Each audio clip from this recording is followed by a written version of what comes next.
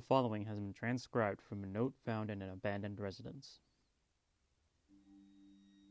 I wish they wouldn't come knocking, late at night when I'm sleeping, for when I wake in a terrified state, I can hear them knock, knock, knocking. I wrote that when I was 10 or maybe 11, whatever age you are in grade 5. We had just finished our poetry unit in English class, and we all had to write something. Most of my classmates wrote some cheesy bullshit about their parents or family. A couple even wrote about their playground crushes. Me? Well, I wrote about my personal torment. What kind of a torment can a 10-year-old have?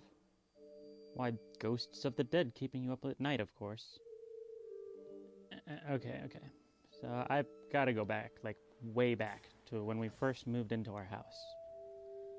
My parents worked their asses off so they could finally buy our little family of 4 a home to call our own.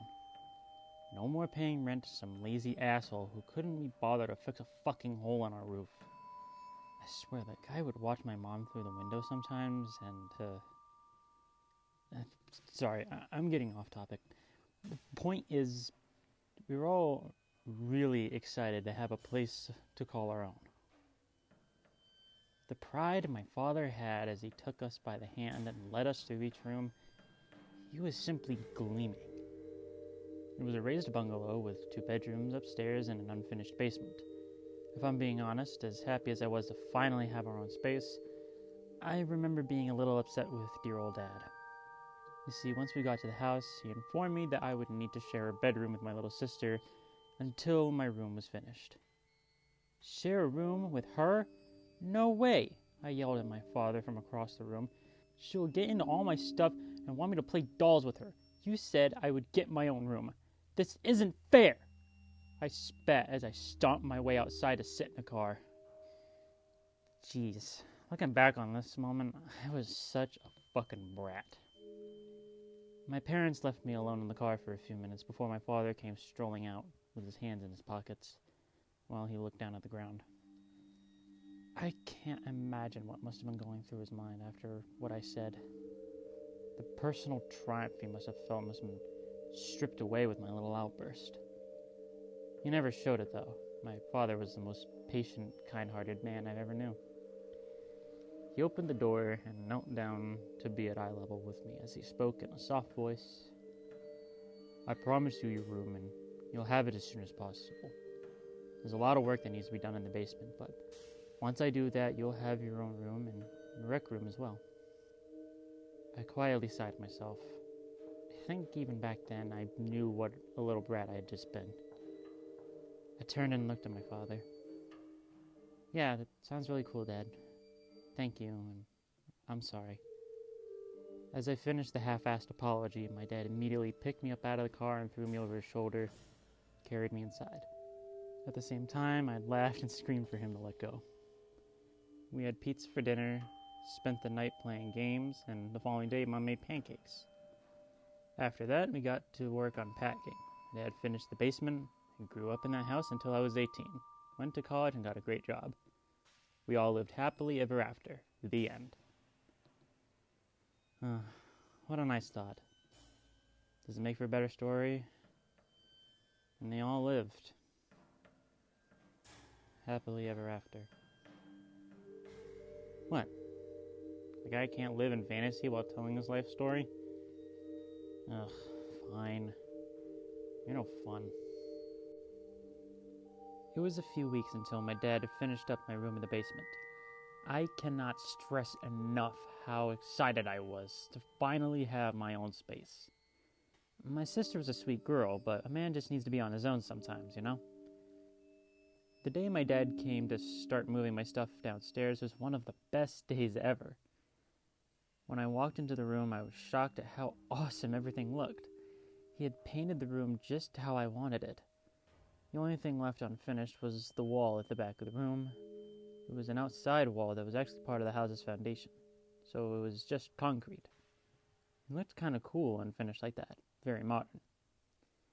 I was so excited to run around my room, set my things up how I wanted them, and not worry about having to play tea time anymore.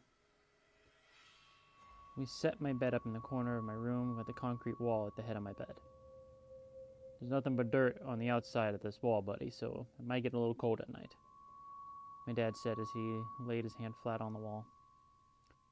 Of course, the first night in my new room was a little scary, seeing as I had never slept in a room alone before.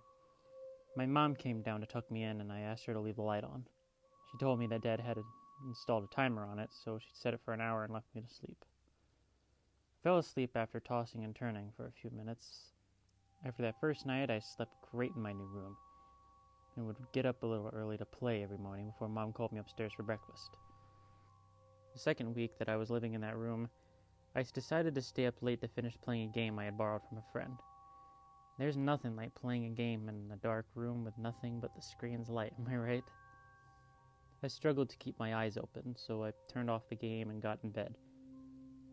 I was just about to sleep when I heard a weird noise. Knock, knock, knock. The noise was quiet, but deliberate.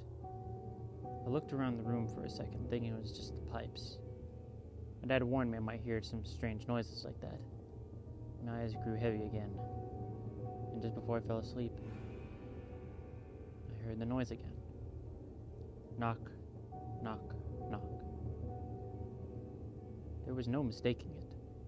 There was a knocking sound coming from somewhere in my room.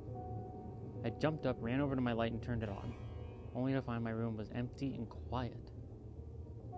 The knocking sound repeated several more times before I realized where it was coming from. The concrete wall behind my bed, and there was no doubt in my mind a person was making the noise. Now, I was just a kid, but I had my pride. I wanted to run upstairs screaming for my parents, but I also didn't want them to think their son was a big baby. I may not have been the brightest kid out there, but even I knew that a person couldn't be on the other side of that wall. After all, there was just dirt on the other side, right? I stood there, staring at the wall for hours until the knocking suddenly stopped. I cautiously walked up to the wall, pressed my ear up against it, feeling the cold concrete sting. I couldn't hear anything at all, and after a few seconds I turned off my light and climbed back into bed. I didn't know it at the time, but this would be the first night of my torment would start. Every night for the next 7 months, I would get woken up by that damn knocking. Without fail, I'd be fast asleep and would shoot up out of bed in cold sweat to the sound of knocking just behind my head. I mentioned it to my parents so many times. My dad was perplexed at what it might be and called in a few contractors. None of them had any answers aside from the house expanding. We ended up moving my bed across the room, but the damn knocking just got louder. I feel like I hadn't gotten a good night's sleep in years.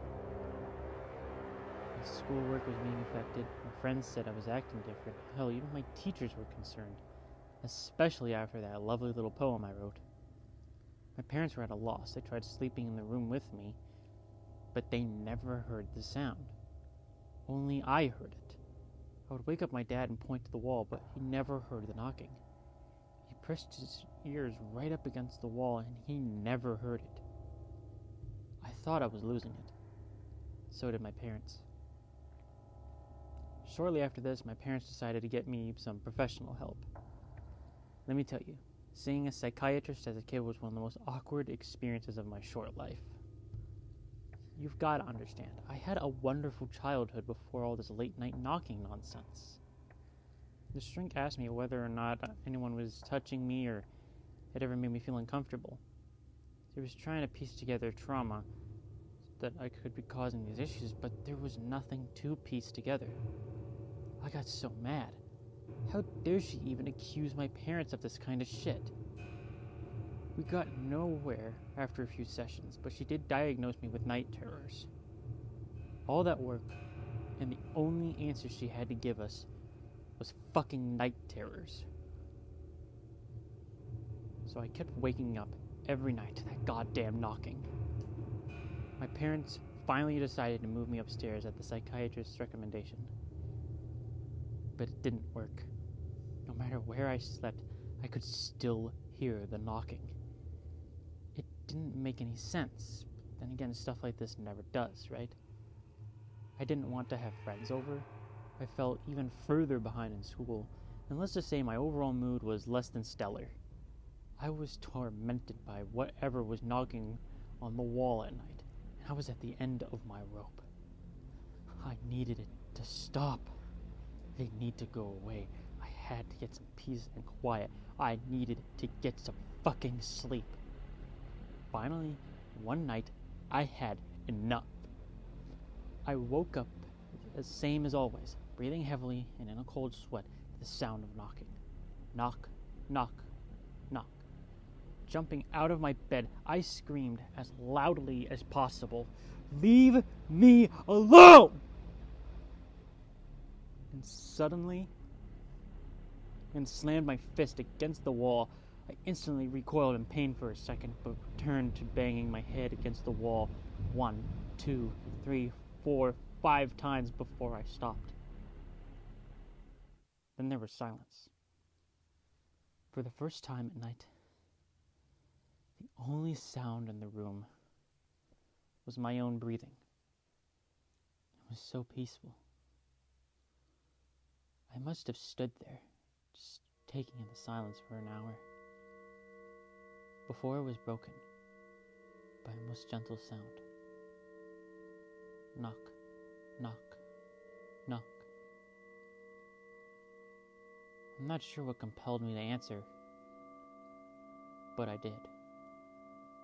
I walked up to the wall, placed my hand against it, and responded. Knock, knock, knock. There was nothing but silence, and I felt relief wash over me. I took a few deep breaths and turned to get back in bed. Suddenly, a new sound rang out through my room. Cracking. I turned around and looked at the wall to see a large crack spreading throughout it. Before I knew it, the crack was all the way up the wall. I screamed for my parents when the wall gave way and tons of dirt fell onto the floor.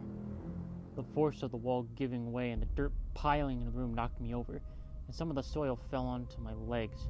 I could hear my parents upstairs yelling and heard footsteps coming down the stairs. Tears welled up in my eyes as I looked on the dirt.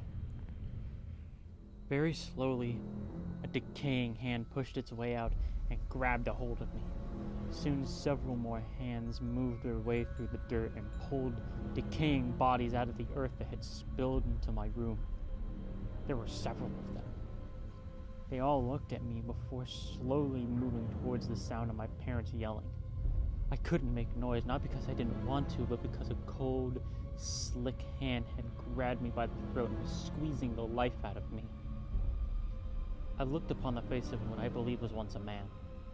His skin had almost all rotted off, but he had enough left to smile as I heard my parents' blood-curdling screams.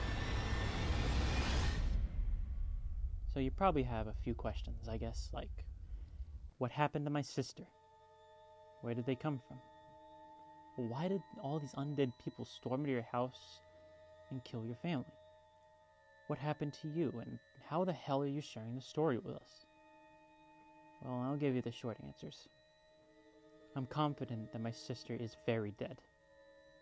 I'm sure they did to her what they did to my parents, which, well, decaying dead people don't really like to see the fresh skin of living people. As far as where they came from, well, it came from dirt, specifically from my backyard and surrounding neighborhood. Years ago, this area used to be a cemetery. Those greedy bastards in this town decided to relocate the graves and sell this area for development. The only thing is, they didn't move the bodies. They just took their headstones. Just think. You're enjoying your afterlife, and then suddenly, you're awoken and don't remember your name. They stole your goddamn name.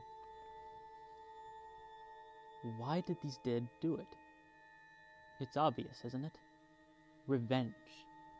They want revenge on everyone who disturbed their rest and stole their names from them. The lack of respect for the dead must be punished. We bought the house, making us guilty. Finally, what happened to little old me? Do you remember our friend missing most of the skin on his face? He dragged me by my throat into the dirt as I kicked and tried to scream. The last thing I saw was the bloody face of my father as he tried to reach out for me, right before one of my new undead friends tore the skin from his face. A very unpleasant thing to witness for a kid. So now here we are. After the undead killed my family, they all returned to the dirt, where we've been ever since. The only thing is, I can't seem to die. It's been years, and even though I can't seem to breathe, I've yet to die. Sure, my body has started to decay, but I'm still conscious of everything around me. I've grown up here in the dirt, surrounded by the undead who crave revenge. They speak to me, or at least try to. It's hard to talk when you don't have a tongue. I'm angry too. Do you understand why? My life was stolen from me, but I don't blame my new family. They needed to do what they felt was right, and I understand their pain. For now, I feel it too. I don't remember my name, father's name, sister's name, mom's name, or even my family name. It's gone.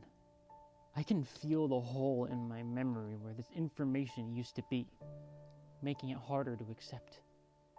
It was stolen from me, just like my family's life, and it's all too much to bear. But what choice do I have? I'm stuck here in this eternal prison, and you want to know who I blame for this? Do you? I blame you.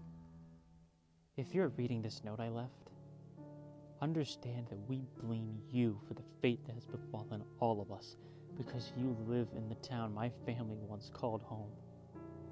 Maybe it's a terrible stroke of luck that you wound up here. You scream that you had nothing to do with what happened to us. We don't care. You will understand our pain. You will pay for the greed that disturbed our rest and stole our names. We blame you.